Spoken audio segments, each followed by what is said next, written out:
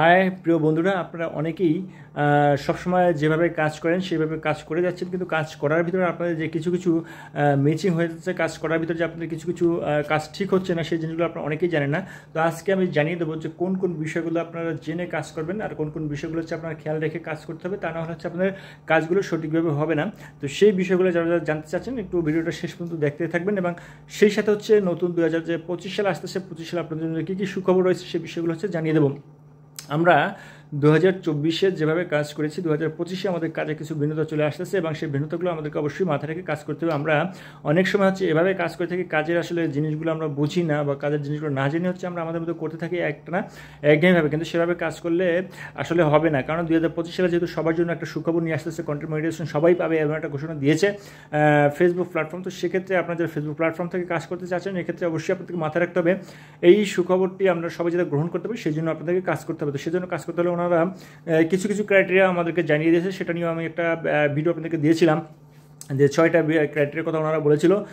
সেই 6টা ক্রাইটেরিয়ার কথা আমরা সবাই শুনেছি। তো সেটা যদি না শুনতে পারেন, আমার একটা ভিডিও রয়েছে, সেইটা আপনারা একটু দেখে আসবেন। এবং সেই সাথে হচ্ছে ওই ক্রাইটেরিয়াগুলো কমপ্লিট করার পরে হচ্ছে আমাদের ইউনিক কাজগুলো করতে হবে, এবং সেই সাথে আমরা যে লেখাগুলো যেখানে দিচ্ছি বা যেখানে কমেন্টসগুলো করতেছি, যেখানে মানুষের কাছে যেভাবে ভালোবাসাগুলো চাচ্ছি, যে কীভাবে বলতে হয় সেই কথাগুলো আমরা বলে যাচ্ছি, সাপোর্ট করেন, এগুলো আসলে এভাবে বলা যাবে না।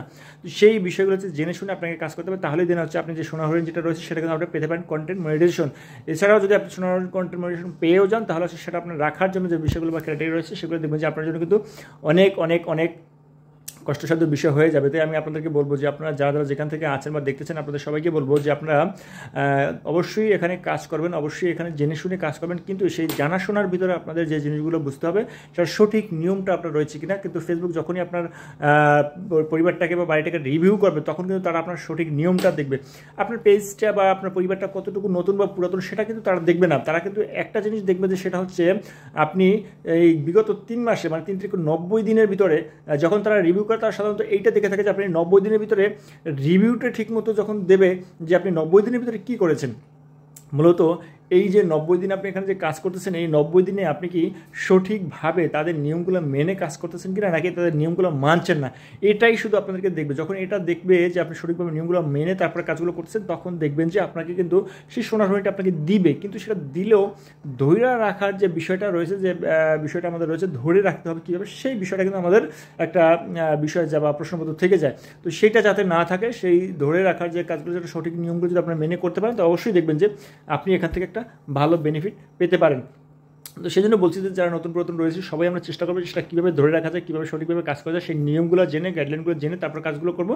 তাহলে সেই সোনার হরিণটা আমরা সবাই পেয়ে যাবো এবং ধরে রাখতে পারবো। এবং 2025 সালে আমাদের কাজে কিছু ভিন্নতা চলে আসছে, সেই জিনিসগুলো আপনাকে একে একে জানিয়ে দেবো। যারা হচ্ছে এটা পাওয়ার জন্য কয়টা ক্রাইটেরিয়া এবং সেগুলো জানেন না, তারা অবশ্যই আমার ভিডিওটা দেখে আসবেন, তাহলে বুঝতে পারবেন যে এই ক্রাইটেরিয়াগুলো আপনারা অবশ্যই করতে পারবেন কিনা। Thank you so much. আজকের মতো এখানেই জেনেছি, আবার কথা হবে অন্য কোনো টপিক নিয়ে।